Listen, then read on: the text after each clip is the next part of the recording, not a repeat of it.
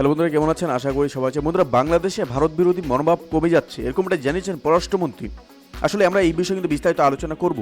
পররাষ্ট্রমন্ত্রী কিন্তু একটা খুব বড়ই কিন্তু একটা অ্যালিগেশন লাগিয়েছেন, বাংলাদেশে ভারত বিরোধী যে মনোভাবগুলি ছিল সেই মনোভাবগুলি কিন্তু বর্তমানে কমে যাচ্ছে।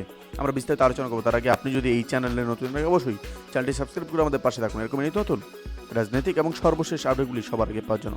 তাহলে চলুন বন্ধুরা, শুরু করা যাক। বাংলাদেশে ভারত বিরোধী মনোভাব কমে যাচ্ছে বলে জানিয়েছেন পররাষ্ট্রমন্ত্রী ডাক্তার হাসান মাহমুদ। তিনি বলেন, বাংলাদেশে ভারত বিরোধী শক্তি রয়েছে। নির্বাচনের সময় এবং মাঝে মধ্যে তারা ভারত বিরোধী সেন্টিমেন্ট তৈরি করার চেষ্টা করে, তবে এই শক্তি ধীরে ধীরে দুর্বল হচ্ছে। বৃহস্পতিবার সন্ধ্যায় ভারতের নয়াদিল্লিতে প্রেস ব্রিফিংয়ে দক্ষিণ এশিয়ার সাংবাদিকদের তিনি এই কথা বলেন।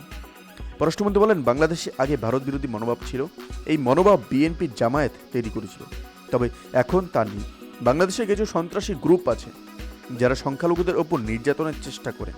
তারা অস্থিতিশীলতা তৈরি করতে চায়, কিন্তু সরকার সতর্ক রয়েছে। তিনি বলেন, ভারত বিরোধী, চীন বিরোধী, যুক্তরাষ্ট্র বিরোধী এমন বিভিন্ন স্লোগান বা পোস্টার রয়েছে, যা মালদ্বীপের ইন্ডিয়া আউট স্লোগানের মতো। তবে এসব বিষয় ভারত বিরোধী স্লোগান আগে যেমন কাজ করত তেমন কাজ করে না। ভারত ও বাংলাদেশের মধ্যে দ্বিপাক্ষীয় সম্পর্কের গুরুত্বপূর্ণ দিক হচ্ছে বাণিজ্য বৃদ্ধি। ভারতের কারণেই প্রধানমন্ত্রী শেখ হাসিনা ক্ষমতায় ফিরে এসেছেন, যা বাংলাদেশের গণতন্ত্রের ধারাবাহিকতায় সাহায্য করেছেন এবং সাহায্য করেছে বলেন পররাষ্ট্রমন্ত্রী। গণতন্ত্রের ধারাবাহিকতায় ভারত আমাদের পাশে ছিল উল্লেখ করে মন্ত্রী বলেন, বিএনপি জামায়াত জোট গণতান্ত্রিক প্রক্রিয়াকে ব্যাহত করতে কম চেষ্টা করেনি। তারা 2014-2018 সালের মতো এবারের নির্বাচনকেও বাধাগ্রস্ত করেছে। তারা প্রধান বিচারপতি আবাইদুল হাসানের বাসভবনে হামলা সহ সহিংসতা চালিয়েছে, যার নজিরবিহীন। এরপরও বাংলাদেশে গণতান্ত্রিক প্রক্রিয়া এগিয়ে যাচ্ছে। দ্বাদশ জাতীয় নির্বাচনে ভারতের অবস্থানের জন্য ধন্যবাদ দিয়ে তিনি বলেন, গণতান্ত্রিক প্রক্রিয়া অব্যাহত রাখতে বাংলাদেশে আমাদের পাশে দাঁড়ানোর জন্য আমরা ভারতের জনগণ, নাগরিক সমাজ ও সরকারের প্রতি কৃতজ্ঞ।